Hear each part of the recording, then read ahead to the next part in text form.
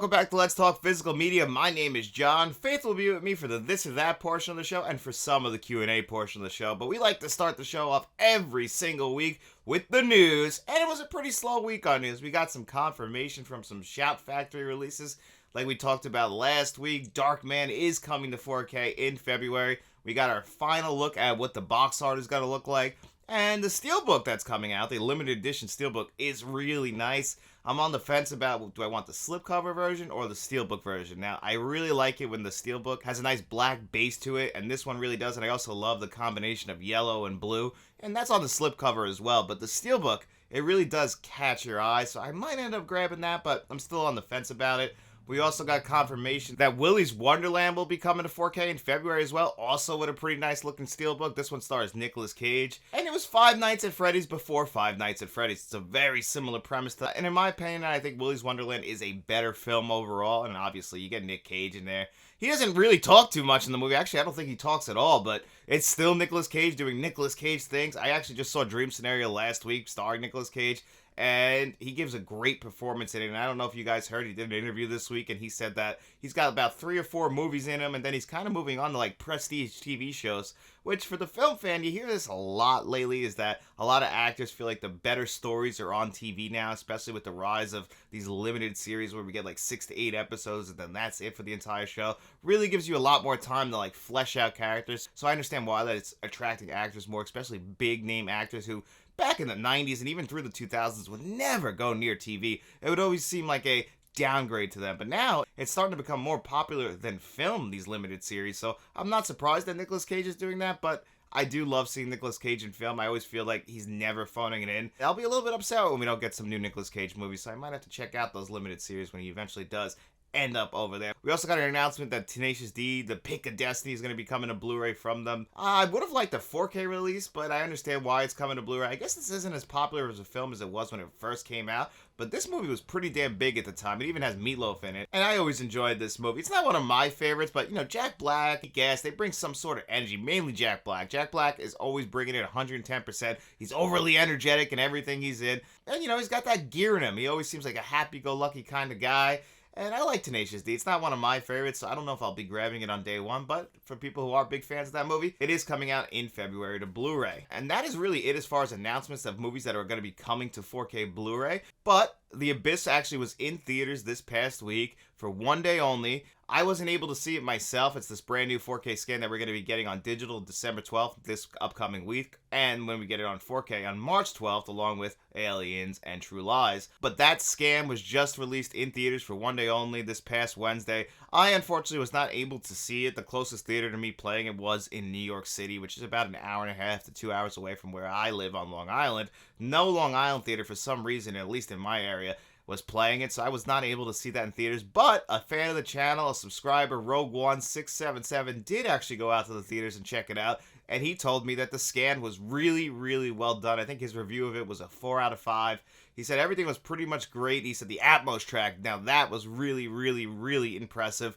So it sounds like we got a really good scan out of this. So for people who are going to be picking it up on digital next week, it sounds like you'll be very happy. I'm going to be waiting till March because as a physical media collector, I don't want to spoil it for me. I want to see it physically, and that will be my first experience with it. If I could have got to see it in theaters, I would have, but unfortunately, it wasn't playing near me. It really disappointed me because I love The Abyss. It's actually one of my favorite James Cameron movies, so I'm really looking forward to this 4K. So when Rogue One told me that this movie looked great, you know, we were very worried about it after what happened with T2 and the DNR. We were afraid he was going to do that again, but you know what? I guess that's probably just a one-time deal, mainly because Titanic came to 4K this past week, and Titanic looked gorgeous on 4K. Really no DNR on that as well. So it looks like James Cameron has learned his lesson, and from what I heard, the reason why T2 did look like that is because it came from a 3D scan that they just kind of messed up the settings when they were porting it over to the disc. So that's why there's a rumor that we're going to get a brand new T2 scan in 2024 as well, along with T1. That rumor's been going around for a while, and let's pray that really does happen because I absolutely love the Terminator films. They're my favorite James Cameron movies, and I would just love them to be in beautiful 4K along with The Abyss, Aliens, and True Lies. And we got Titanic, and thankfully that turned out to be a great scan as well, also with a fantastic Atmos track. And then before I went live, This might not be the price right now, but it was the price before I went live. I was talking to another subscriber, Rico Gomez, and he told me that Amazon is now pricing the Conan Chronicles. This is the 2 films that came out in the 80s starring Arnold Schwarzenegger. You get Conan the Barbarian and Conan the Destroyer. You know, these aren't the most popular Arnold Schwarzenegger films, but they probably are the ones, along with the Terminator, that put him on the map as a big-time actor. And I'm really looking forward to them coming to 4K from Arrow Video, but they originally were priced at $66 US, and Best Buy put them up for about $42.99 about a month ago, or maybe a little bit less, and I pre-ordered it through there. I figured it was a mistake, and they would change it at some point, but they really haven't. But you can still get it at $42.99 on Best Buy's website, but Amazon is now pricing it at that $42.99 price as well, so they're price matching what Best Buy is doing. I don't know if this is a mistake, or maybe Arrow Video is just throwing us a bone here and like, hey, we think you guys will like this at this price, but it's weird because the Blu-ray price is still higher, which leads me to believe that it's a mistake. But if it's not a mistake, or it is a mistake, make sure you guys get in there and get it now for that price, because I can't imagine it going any lower than that until there's like an Arrow Video 50% off sale, because that is crazy low, especially for a day one release with 2 4Ks. That's $21 a movie, and it's coming in really nice packaging as well. The Conan Chronicles packaging looks beautiful based on the pictures. It'll probably look way nicer in person, so that's an absolute steal. So I just really wanted to make sure that you guys knew that that was available if you guys are a fan of the Conan movies. You know, like I said, not my personal favorite Arnold movies, but I am looking forward to revisiting them. I probably haven't revisited them in my adult life. I think the last time I probably saw them, I was around 15 or 16. I don't even remember having a driver's license the last time I saw the Conan movies, so I'm really excited to dive back into those in 2024, and we will get those at the end of January, the same week we're getting Train Spotting on 4K. It's January. It's a very, very, very slow month for 4K releases. You know, we're coming off of Christmas. It's the same thing with movies coming out in theaters. You know, everybody wants everything out in time for Christmas, so we got to have that fall off with January. There's only like 2 or 3 movies that really caught my eye for January. Train Spotting, Blood Simple, the Conan Chronicles. Those are the big ones that I want to see. Lone Star.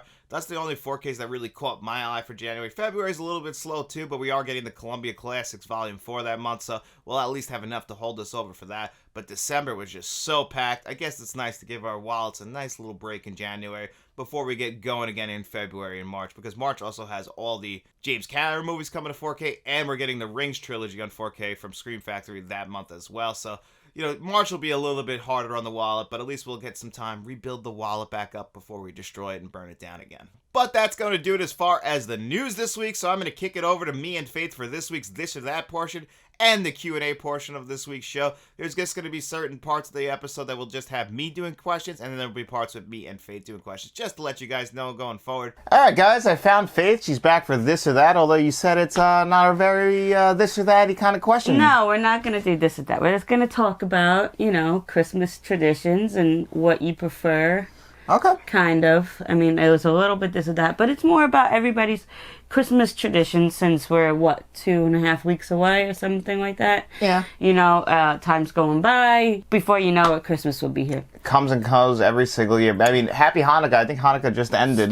It just started last night. Just started? I thought it was... I saw somebody on my ex had all their candles lit. I thought you lit one a day. It's one a day. Yeah, and they had all their candles lit. Yeah, well, they're wrong. It started last night. All right, well, they threw me Today's off. The first day of Hanukkah. Yeah, well, it's Friday, so... No, today is the first day of Hanukkah. Well, for them, it's the third, because it's Sunday. Yes. But happy third day of Hanukkah, guys. Happy third day. Yeah. I find it interesting because I like to learn about different cultures and stuff, so I've been talking to people a bit more about Hanukkah and their traditions. You know what's crazy about Hanukkah is that the thing I learned the way I learned Hanukkah when I was a kid was from Rugrats.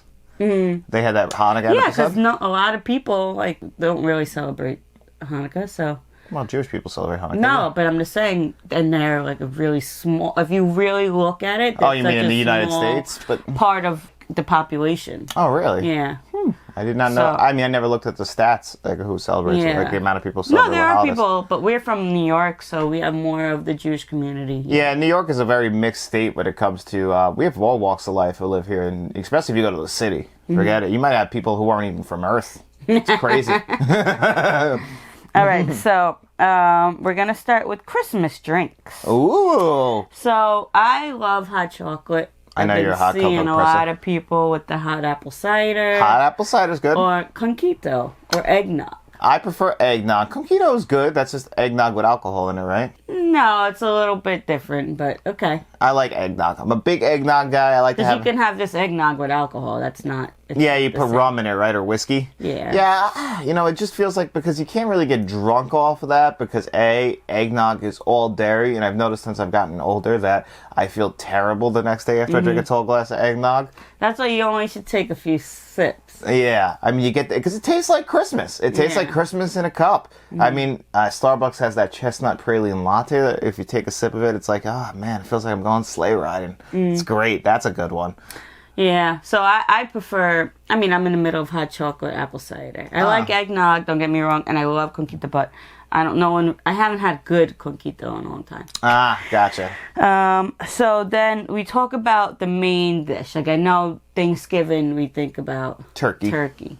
Now, I know a lot of people still do turkey for Christmas. They do, which is weird. And we just watched the Santa Claus last night, and he burnt the turkey. It looked like a Thanksgiving dinner. It did. I mean, he had a great dinner on the table. I mean, I would have just ate the sides. He went all the way to Denny's. Like, now, what meal do you prefer on Christmas? I mean, I don't even think of like a meal for Christmas. There's nothing that really pops in my head when I think of Christmas meals. Like, what do you look forward to on Christmas? I don't think of I want cookies. I want Christmas cookies. Yeah, that could be part of it. Like, for me, Christmas is more of a dessert holiday. I don't really think of the hot meal. I'm like, I want some cookies. I want some brownies. I want some cake. I want some eggnog in my belly. I want some coffee with that. I want to wash it all down with all those sweets and sugar, and I want to go into a diabetic coma at the end of the night. That's how I want to do it. Well, because we're both Italian at some point.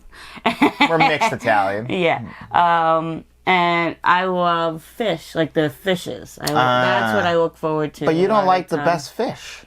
What? Salmon. That is literally the number one fish. So gross. I had it at our wedding. Yeah. And it was great. Well, bad choice. I didn't. I think you read the portraits. Horrible decision. Yeah, it was like salmon and crust. It was delicious. I would have wished we could have got. So good for you, because I enjoyed mine. What's your favorite fish then?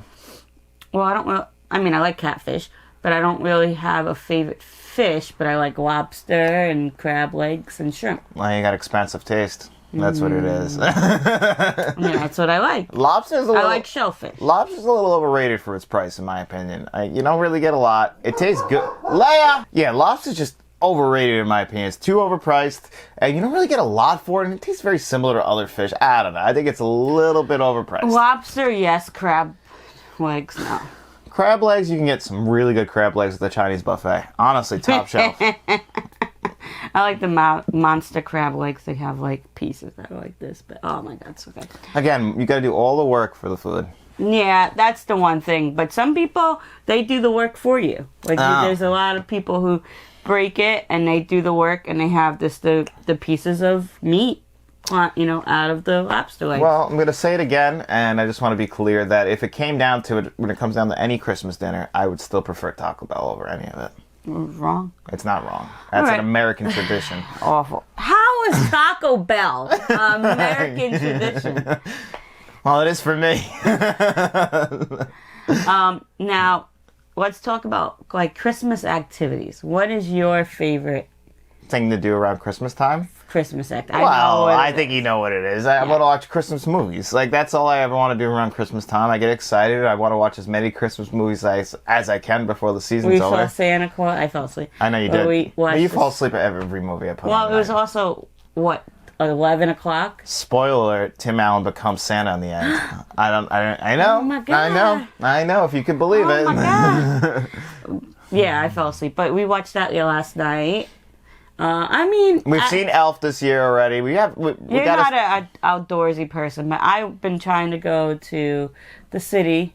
I know. And you haven't taken me. Well, we've had something to do. Because I'm a foodie, so I know, that's you want to go activity. Yes, I do like to go places and eat. I enjoy that as well.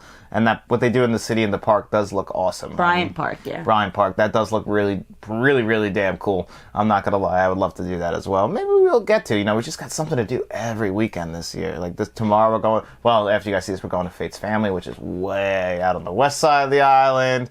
Next week, me and Matt, you guys remember Matt, we have our monthly tradition where we're watching all of the wrestling in order from 1996, just going forward, pretending that it's 1996. And, again, we're going to celebrate New Year's 1997 this year. So we are going to watch we're watching 1996's In Your House, It's Time, next Saturday. So I have to do that next Saturday night. And then the week after that's the weekend before Christmas. Yeah. It's coming up fast. Yeah. It's coming up quick. Got to get you some gifts.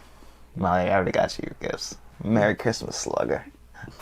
Freak off. Anything else? No, that's it. I just wanted to get a little bit of a holiday spirit going. I got things to do today, you know. Yeah, we do. We're always... Stuff. I already got my haircut. Look at that. 5-star man. But, yeah, next up on the list as far as we're going to go into the Q&A portion of the show. Some questions I'll answer on my own. Some I'm going to answer with Faith. But the first thing... Faith. Yep, that's my name. But the first thing we're going to do is from Lorenzo Harris, Manigotti wrote, "Hey, John, just want to see if you could give a quick shout out to my buddy Robert, a 30-plus year physical media collector from Aledo, Texas. I recommended him your channel, and he spoke so highly about your channel. We both appreciate your channel all the way from Texas." Well, hey, Robert, thanks for checking out the channel. I really appreciate that, buddy. It really does mean the world to me that you are a big fan of physical media as well. 30-plus years, that is awesome. That means you must have a pretty damn good collection. And thanks for checking out the channel, man. It really doesn't mean the world to me. Same thing with Lorenzo. I really appreciate you checking out the channel as well. You guys, it definitely means so much to me for you guys to just to look at my channel and for you guys to even like it. That's an even bigger plus. Thank you guys so much. I hope I'm entertaining you guys. We got Faith here. She likes to provide entertainment as well. And speaking of Texas, you know, we're kicking around the idea of moving to Texas, possibly Houston. We're going to look at that early next year. You know, New York is just getting very expensive, and we hear good things. And her sister moved to Texas already. So, you know, and your dad lives in Texas. Mm-hmm. So we definitely have a connection to Texas, and that's one of the areas of the country we are looking at. Nothing is off the table, though. Me personally, Alaska doesn't sound too bad either. 6 months of no sunlight is pretty damn awesome. It's not everywhere in Alaska. I want to go to the town that's happening. Okay. That's the only place you want to live. Okay. I don't like the sun. The only trade-off is then you have, like, I think 6 months of sunlight. Only sunlight. Yeah, that'd be a little rough. But I have worked overnight, so I know what that's like. But thank you guys. That is awesome. I'm very happy to give you guys a shout-out. Thank you so much for checking out the channel. Definitely appreciate that. And then here's our next question. It's from Blu-ray Collector 18, and he wrote, and this is the 17th year of Blu-ray Collector, and he said, "What do you want to see get a re-release in theaters, and why?" I know that I want to see the Terminator on the big screen once before I die. I also really want to see The Ring. I think that would be a really fun one. I missed that back in 2002 when it was in theaters. I would love to see that on the big screen just because I think it'd be a lot of fun. You know, a horror movie is always great to see in theaters just because of the sound system and it really does petrify a good horror movie. So I would also really like... Yeah, because I'm thinking like Halloween. Like Halloween's another great one. I figured you might want to see Clueless on the big screen since you've never seen it on the big screen, right? I don't know if I did. No, right? I don't know if I did because I was young, so I don't remember if I went to the movies for that. I don't think so, but I watched it really young, so maybe. Maybe, yeah, it's possible that you did. Yeah. But I did get to see The Matrix on the big screen when they had the new 4K scan and they put it in the Dolby Theater. That was awesome. The problem is sometimes they re-release stuff and they put them in shitty theaters. Like that's what happened to us with Batman '89. We were really excited to go see this in theater, and they put us in like the smallest theater with the worst projector. And this was showing off the new 4K scan. I had the 4K. And I was like, this is the same scan? I'm like, why would you put it in this theater? So sometimes re-releases actually kind of hurt it, at least where we live. But if you live in LA or something like that, getting a nice re-release, I'm sure you get to see it in the best kind of theater. You know, maybe see it at like one of those like Cinerama Domes, which I heard is going to get reopened in 2025. One day I want to go to LA and see all the big theaters, the Chinese theater and stuff like that, and just see all of their systems. Yeah. Because out here, really, the big theater that we get is if we go to an AMC, they have the Dolby Theater, and they have the IMAX Theater next door. But not every movie gets re-released in those, especially if it's like a re-release. Usually what AMC will do is because, you know, the big new releases get those theaters. We get stuck with the re-releases in the shitty theaters. So that's just how it works out here. But I would love to see like Jurassic Park. Like they did a re-release of that too, but they didn't put it in the nice theater. But I would love to see that in the Dolby Theater with the new 4K scan, because that's another. I never understood that. Like why they do that? Yeah. It's just because we don't live in the city. We live on Long Island, and that's but why. Even like we went to the movie in the city, and that theater wasn't really that great. No, that wasn't. That was just an. Which is weird because. That's the theater that gets all the movies early. Yeah, you would think that you would invest into your better theaters, like your flagship theater. Like the theaters that make the most money. Like I know the one that we go to is a pretty nice big theater, but it's better than that. It is bad. Well, they just redid it. Before AMC redid the theater we go to, that was the same. Horrible. When I saw the Emperor's New Groove there in 1999, it looked exactly the same as when we went there a few months ago. I'm saying, why would they fix like Long Island theater and not their like major theater? That didn't make any sense. I just always chalk it up as a business decision. They figure that's in the city. They're gonna sell it out anyway. It doesn't really. It's like how we're Knicks fans, and the Knicks have been terrible for like 30 straight years. Yeah. But the Knicks don't have to really worry because every Knicks game sells out because it's the mecca. It's the center of basketball. Yeah. Now, given you should put out a good team for the fans of that team. I mean, poor fucking Spike Lee goes to every Knicks game, and the Knicks fucking suck. Meanwhile, Jack Nicholson gets to go to every Laker game, and the Lakers are always pretty damn good. I just don't understand how the Lakers are. This isn't a sports show, but the Knicks just piss me off. Just always, along with the Jets. It's a nightmare being a New York sports fan at this point. I don't understand. We're New York. How do we have the worst sports teams? If we move, you can become a different fan. I just can't be a Houston Astros fan because they're cheaters. Cammy's an Astros fan. They're cheaters. I would be a Houston. Ooh. I wouldn't mind being a Houston Texans fan because I love DeMarco Ryan out there as the head coach. Oh yeah, bandwagon. And I love. Well, no, the Texans have always been terrible. They're good now. They got C.J. Stroud as their quarterback. Have you seen this guy play? He's fucking awesome. Yeah. Like I love it. They got Tank Dell as. Oh man, that they are doing a good thing. Like I wouldn't mind being a Houston Texans fan. But yeah. So I would love to see some movies get re-releases, but sometimes watching a movie at home is still better if you have the right system, especially depending on the theaters that are near you. But that was still a good question. This is a question from last week that we didn't answer.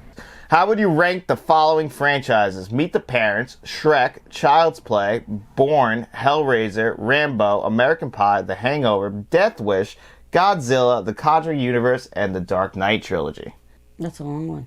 Well, I think at number one, I probably have to put The Dark Knight Trilogy. Yeah, me too. Right? And this is from Captain Kruger. Just because I think as far as consistency goes, and at the bottom, like, this is going to sound crazy, but I'm not a big Godzilla fan. Yeah. Right? Same, that would probably be at the bottom for me just because, like, I like the Godzilla movies, the original Godzilla movies, but here in the United States, until Godzilla -1, I haven't checked that out. I heard it's great, but the movies that have coming out since the first Gareth Edwards ones, those have all been terrible. The 98 one, it's okay for nostalgic purposes, but it's not really one of the best. So that's why I have to put that low. And number two, I guess I'm gonna put The Hangover. The Hangover. But see, the problem with The Hangover is only the first one's good. I like the second one too. Second one and third one are okay, so I get that. But I would probably put the Bourne movies at number two. They're pretty consistent. That would be like 3 for me. And then Child's Play. Child's Play is really good, except for I really feel like after Bride of Chucky, they nosedive off a cliff. Meet the Parents, I really like the first one. Meet the Fockers is pretty funny. Yeah. I don't remember what the third one was. It's the one with the kids. Yeah. But what was it called? I don't remember. Whatever it was, I hated it. The Shrek movies. Was it Little Fockers? Little Fockers. That's it. There you go. Yeah. All right, you got it. Yeah, that movie was bad. I saw it once. The Shrek movies, they're all pretty good. Yeah. And even the spin-off, So that would probably come after that. Yeah. And then I Death Wish, I don't really... Death Wish actually are very entertaining movies. The first one's a classic. The second one's really good. I just watched them all this year just because I only seen the first one before this year. But they're really good. The remake with Bruce Willis is bad, though. And then Conjuring. I like The Conjuring. Conjuring, the thing is the Conjuring universe. You have to include all the bad ones, too. And there are a lot of bad. It's a very mixed bag. The Conjuring movies themselves, all really good. They can be scary. Yeah, the first one's a classic. Even the second one, I think, is really, really good. The third one was pretty good. The Curse of La Llorona is bad. The first Annabelle movie is bad. But The Nun... Both movies are atrocious. I do not like the Nun movies at all, which is a shame because in The Nun 2, in The Conjuring 2, The Nun is really scary. Like, I don't know, they ruined that. Just by being terrible with CGI as always. There's a lot of them I didn't see. And like Hellraiser and Rambo, these two franchises, like Hellraiser, I only think that the first two movies are good. I don't like Hellraiser. I know you don't, but the first two movies are classics. The third one's okay, and I like some of the direct-to-video ones for like a one-time watch, but the rest are pretty damn bad. Rambo, I only like First Blood.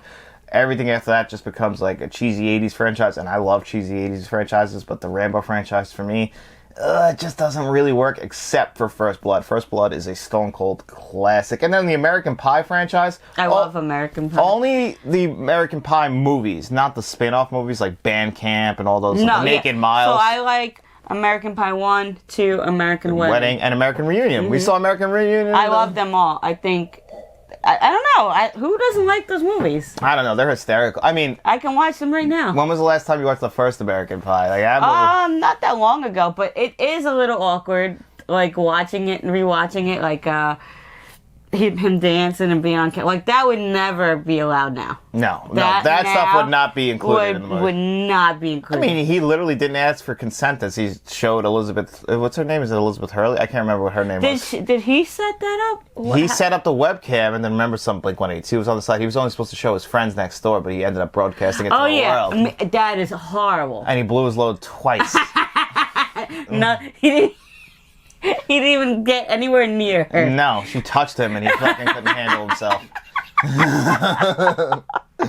Like, come on. And then the apple pie seeds, obviously. I mean, Eugene Levy is the funniest. Well, just tell your mom we ate it. Yeah, he's just great. Because I'm sure he's like, yeah, we all been there. I mean, he brings his son porn. The show's like, oh, why don't you flip to the middle? Yeah. I love him. He's so funny. So Eugene weird. Levy. I so know. awkward. Imagine your father. My father would not never. me. Yeah, my father would never do that. And my father loves porn, but he still wouldn't do that, I don't think. He's the only person in 2023 keeping the magazine porn industry alive. Yeah. He's just so old. Oh my God. Leave your dad alone. But that was a great question, Kevin. Thank you so much. This is from John Doe Juggalo, and he said, I know we talk movies here, but what would be your 5 of yours or Faith's favorite TV shows, and do you collect TV shows on physical media? Well, I collect some shows on physical media. It's really not much. I actually brought it over here. I have the Viva La Bam movies on DVD, the series on DVD. I have Reno 911 on DVD. This was like $10. That's why I bought it. The Watchmen miniseries. You like this. That was on HBO. I love this one. I got the steelbook of that. Same year as that, Chernobyl. I got this on 4K. Love this miniseries as well. This was actually for Faith. I bought this as a gift for her. The entire nice. Boy Meets World DVD. Yeah, it is. And when this came off streaming for a while, I got worried, and this was $20, so I got the entire That 70 Show. I saw this, and because recently, it was the first time I watched the show, and I love it. Well, you're a big sitcom person. Yeah.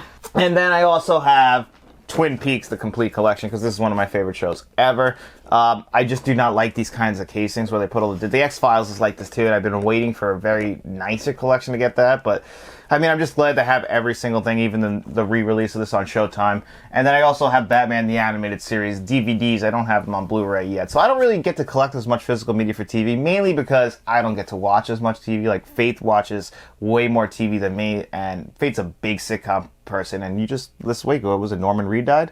Mm-hmm. And, he's the guy behind so many classic sitcoms. And it's funny because I put that in my group chat with my sisters and whatever, and both of them were like, who's that? They didn't know who that was? Yeah. That's crazy. And I said, my mom's like, you know who that is, because my mom's in the chat. Yeah, you got that from your mom. And my mom's like, you guys grew up on that. I don't think they paid attention to it, but that's something me and my mom have a good connection to, with a lot of those shows from the 70s, All in the Family. The Jeffersons. Like, a lot of those shows we have that connection with, because I have the connection with because of her.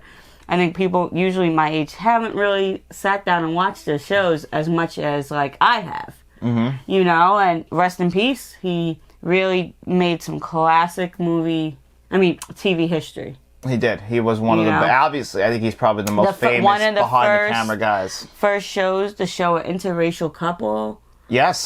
Major. Like, very Oh, yeah, major. he was taking strides in, like, changing the perspective of the world. I mean, All in the Family is a big deal. Big deal. And even spinning it off into the Jeffersons, that was like in the 80s, 70s and 80s, he was the king of the world. Mm-hmm. I mean, as far as top 5... But that's not just Sanford and Son. Sanford and Son's a big deal, There's too. a lot of shows that he was involved with that... He's the king of the sitcoms, I really that he really put his stamp on, and I want to say rest in peace to him, because I went through a little off topic, but some of my favorite shows... I think we have the same favorite show of all time. What, The Wire? The Wire. Yeah. The right? Wire is my favorite. Yeah, it's my favorite drama, I should say. Yeah, because me and Faith really bond over, like, we watch comedies together. Like, every once in a while, like, we've watched Breaking Bad, we've watched The Wire numerous times. I think that's why that's our favorite. You know, I like to keep a running drama going. I was actually talking to you, John Doe Juggalo, about possibly restarting 6 Feet Under, because that's a great show from the early 2000s that I really liked, and I haven't watched it in a long time, and he said it holds up, so I want to check that out again.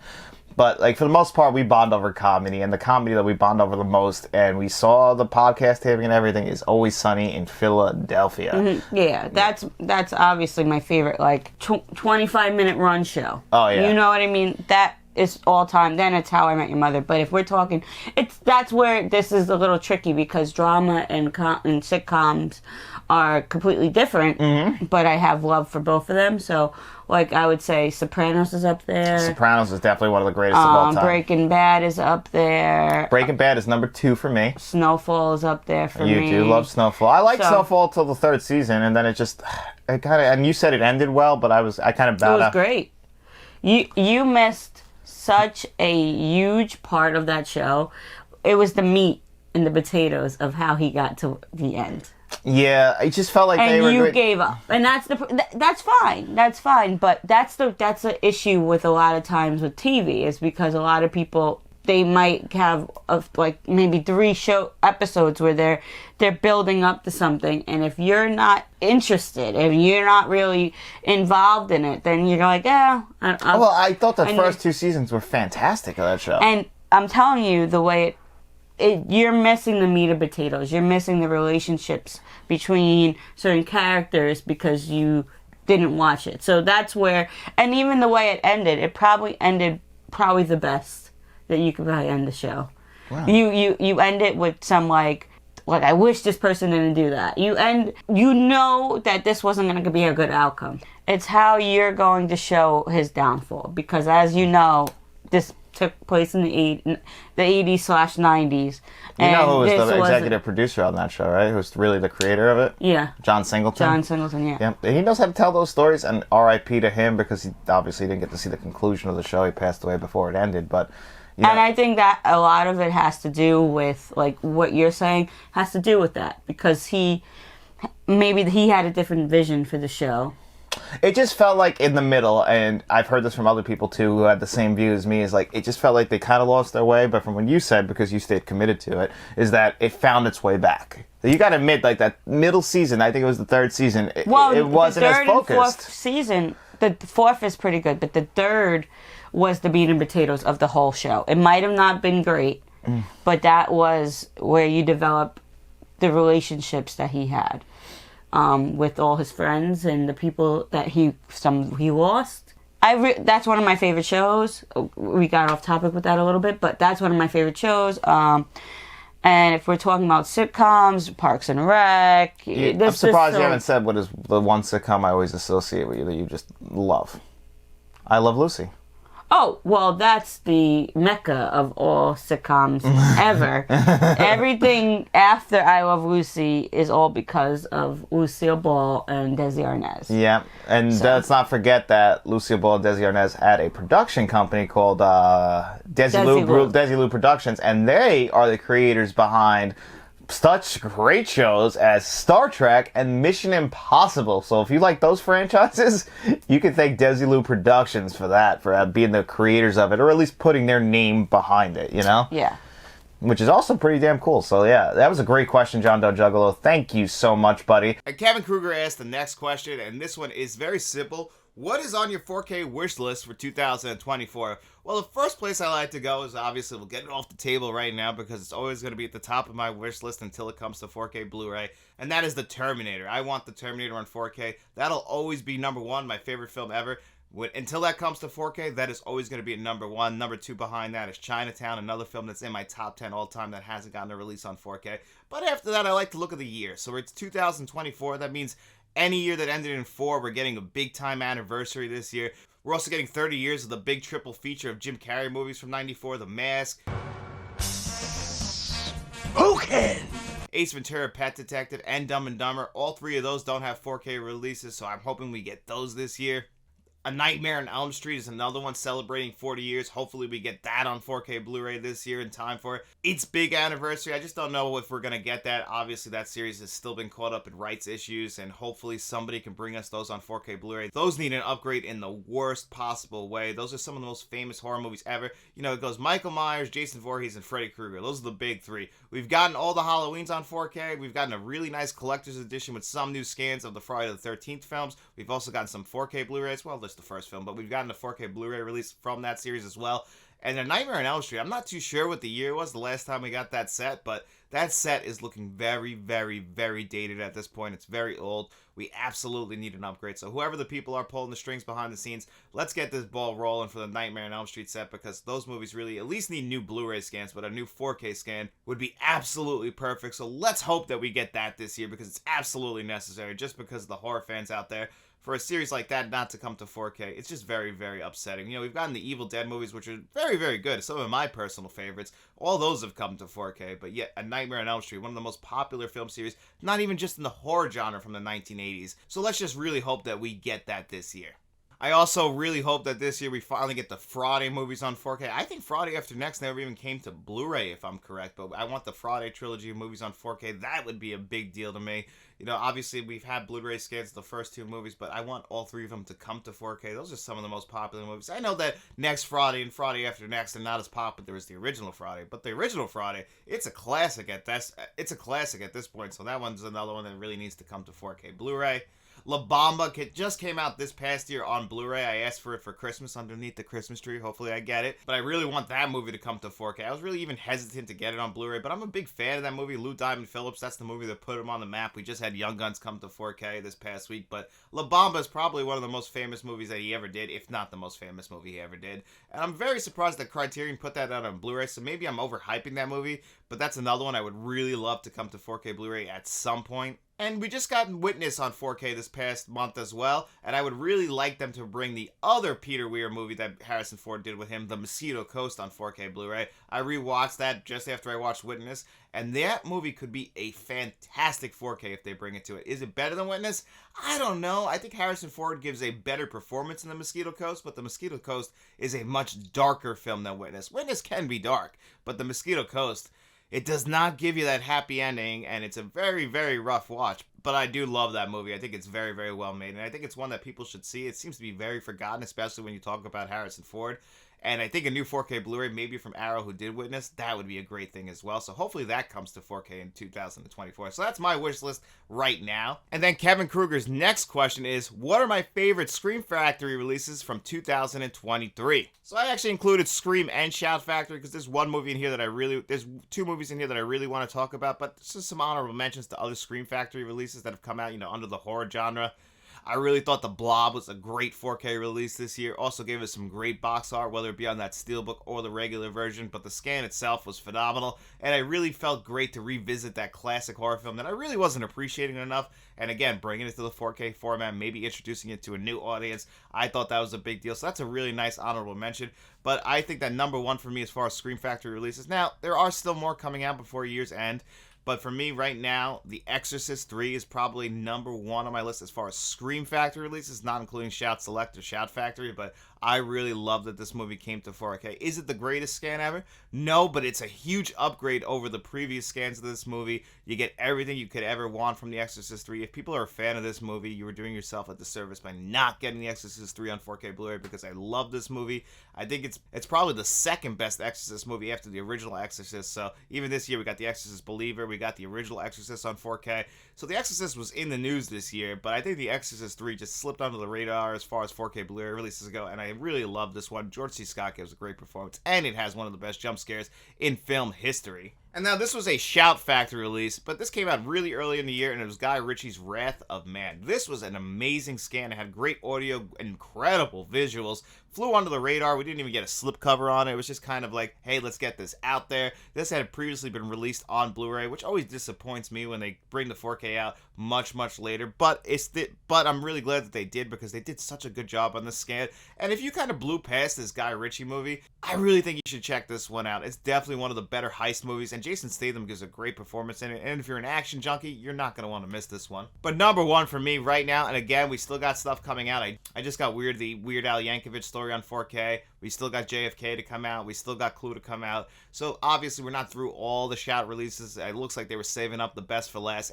But this past week we did get Point Break on 4K Blu-ray, and for me, this is the shining star of Shout and Scream Factory and what they can do in 2023. Not to mention the beautiful artwork on this 4K Steelbook. It is going to be the Steelbook of the year for me.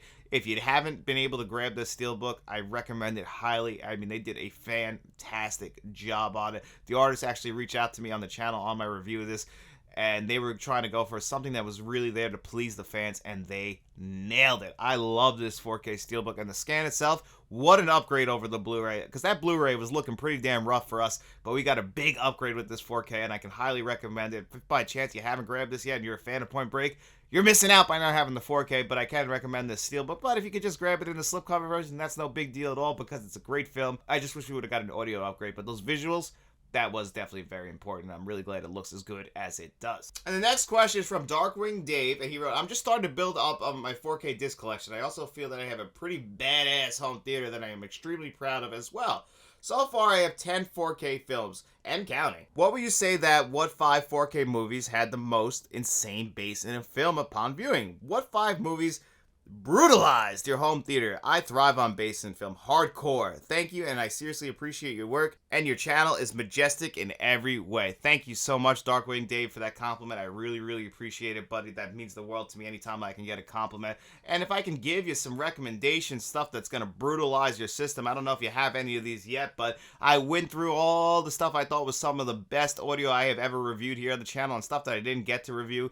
But most of the stuff I did review, and the big one, obviously, I think if you don't have this one yet, this is the one that's not only going to test your system visually as far as your TV goes, if you have like an OLED TV, but as far as audio goes, Top Gun Maverick. I saw this in theaters, and I thought the Atmos mix was incredible on it. When I brought it home, it was just incredible. So if by chance you don't have this one, Top Gun Maverick is at the top of the list. It's still probably the greatest 4K to ever come out. Oppenheimer might be competing with it now, but Top Gun Maverick, the best 4K of last year, fantastic. This is one that's going to obviously give your system a nice workout. Got to get her all sweaty and messy, and I think this is the one you're going to want to get for sure if you haven't grabbed it yet. The original Top Gun is also a great 4K, but it doesn't live up to the quality of Top Gun Maverick.